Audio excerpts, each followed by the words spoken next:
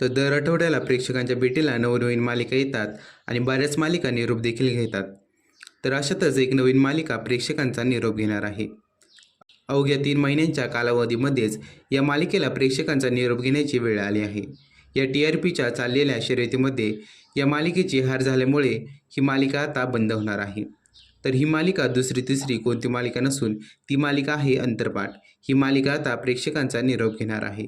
अंतरपाठ ही मालिका 3 महिन्यापूर्वीच म्हणजे जूनमध्ये प्रेक्षकांच्या भेटीला आली होती. पण आता नुकतीच सुरू झालेली मालिका बंद होणार यामुळे प्रेक्षक वर्ग नाराज झाला आहे. तर आता अंतरपाठ या मालिकेच्या जागी एक नवी कोरी मालिका प्रेक्षकांच्या भेटीला येणार आहे. दुर्गा असं या मालिकेचं नाव आहे. 26 ऑगस्टपासून रात्री 7:30 वाजता ही मालिका प्रेक्षकांच्या भेटीला येणार आहे.